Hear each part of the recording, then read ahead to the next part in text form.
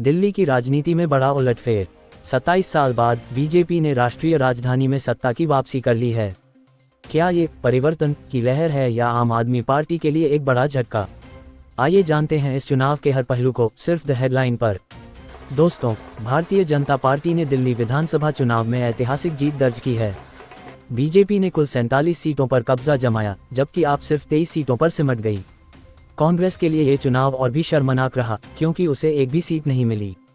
70 सीटों वाली दिल्ली विधानसभा में बहुमत के लिए 35 सीटों की जरूरत थी और बीजेपी ने इसे बड़े अंतर से पार कर लिया। आपके दिग्गज नेता अरविंद केजरीवाल और मनीष सिसोदिया भी चुनाव हार गए। कांग्रेस, जो 1998 से 2013 तक दिल्ली में सत्ता में थी, पूरी तरह साफ हो गई। प्रधानमंत्री नरेंद्र मोदी ने जीत के बाद ट्विटर पर लिखा, विकास की जीत, सुशासन की विजय।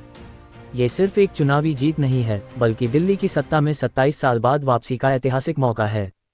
डबल इंजन सरकार का वादा। बीजेपी ने केंद्र और राज्य में एक ही पार्टी की सरकार होने के फायदों पर जोर दिया। आपके खिलाफ भ्रष्टाचार के आरोप, आपके नेताओं पर शराब नीति घोटाले समेत कई आरोप लगे, जिससे पार्टी की छवि को नुकसान हुआ। मिडिल क्लास को साधा। मोदी सरकार के बजट में आयकर छूट जैसी योजनाओं से दिल्ली के मध्यम वर्ग को साधने की कोशिश की गई। बीजेपी का विशाल चुनावी तंत्र। मोदी और अमित शाह समेत पूरी बीजेपी मशीनरी ने चुनाव में झोंक दी ताकत।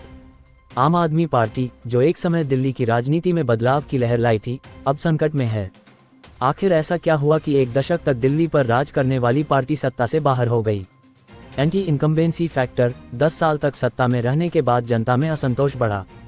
भ्रष्टाचार के आरोप, शराब नीति घोटाले में केजरीवाल और मनीष सिसोदिया पर लगे आरोपों ने पार्टी की छवि को नुकसान पहुंचाया।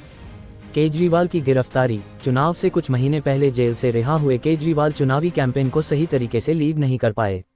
बीजेपी की आक्रामक रणनीति। बीजेपी ने चुनाव में जबरदस्त प्रचार किया और आपको बैकफुट पर धकेल दिया।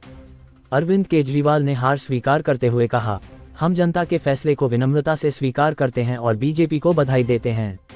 अब सवाल यह है कि बीजेपी दिल्ली के लिए क्या नई योजनाएं लेकर आएगी?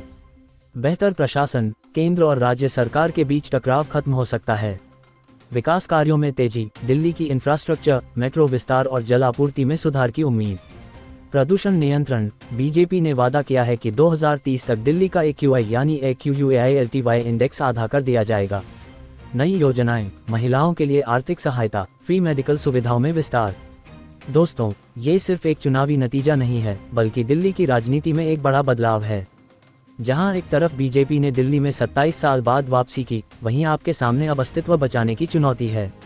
आपको क्या लगता है, क्या बीजेपी दिल्ली में सुशासन दे पाएगी? क्या आप वापसी कर पाएगी? कमेंट में अपनी राय जरूर दें। अगर आपको यह वीडियो पसंद आया हो तो इसे लाइक और शेयर करें और द हेडलाइन चैनल को सब्सक्राइब करना न भूलें।